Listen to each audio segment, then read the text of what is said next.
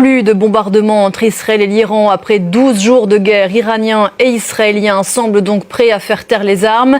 Israël a officiellement accepté il y a quelques minutes par la voix de Benyamin Netanyahou le cessez-le-feu annoncé par Donald Trump au milieu de la nuit.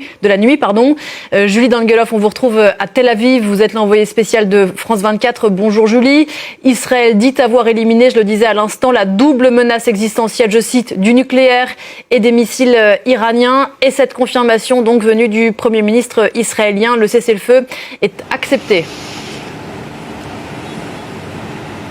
Oui, tout à fait. On vient d'avoir l'information il y a quelques minutes via le cabinet du Premier ministre, via un communiqué. Vous l'avez dit, Benyamin Netanyahou qui a indiqué qu'il s'était réuni hier soir avec le ministre de la Défense, le chef de l'état-major et les membres du Mossad pour analyser la situation et notamment les objectifs de guerre d'Israël en Iran. Il a indiqué que ces objectifs étaient à présent remplis, objectifs qu'il avait répétés tout au long de ces 12 jours de guerre. D'une part, mettre fin à la menace nucléaire iranienne, d'autre part mettre fin aux missiles balistiques iraniens.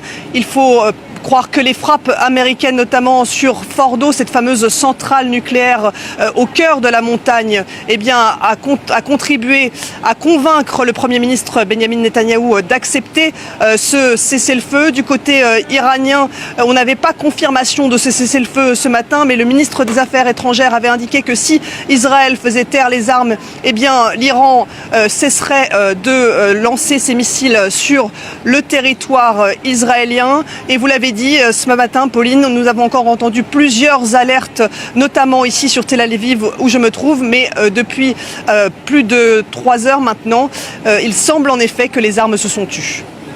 Et juste avant 6 heures du matin, heure de Paris, heure donc du cessez-le-feu annoncé par Donald Trump et qui vient d'être entériné par les autorités israéliennes, des roquettes iraniennes ont frappé à nouveau la ville de Beersheva. Julie, le bilan est de au moins 4 morts. Oui, tout à fait. Les secours israéliens du Mayen David Adom, l'équivalent de la Croix-Rouge, indiquent que le bilan provisoire est de 4 morts sur la ville du sud de Beersheva. Il s'agit d'une femme et d'un homme de 40 ans, d'un jeune homme de 20 ans. Nous ne connaissons pas l'identité de la 4e personne. Il y aurait également une vingtaine de blessés légers. C'est cette ville de Beersheva qui avait déjà été touchée un peu plus tôt la semaine dernière par un tir sur l'hôpital Soroka.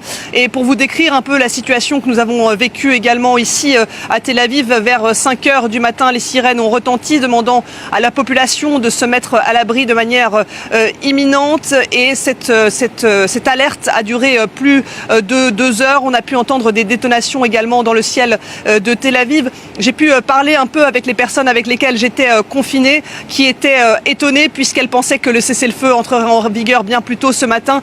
Et beaucoup ici à la fois se réjouissent que les armes se taisent parce que évidemment tout le monde vit dans la terreur depuis 13 jours, depuis que le gouvernement israélien a lancé cette offensive sur l'Iran et depuis que l'Iran réplique avec ces missiles balistiques qui ont fait beaucoup de dégâts. Et en même temps, tout le monde reste assez prudent quant au fait que ce cessez-le-feu durera ou pas. Je parlais ce matin notamment avec un chauffeur de taxi qui me disait qu'il pensait que tout cela était assez fragile et qu'il imaginait que les combats pourraient reprendre à tout moment. Donc vous voyez, il y a à la fois un sentiment de soulagement ici dans la population et puis d'extrême prudence puisque évidemment depuis 13 jours la population vit au rythme des alertes.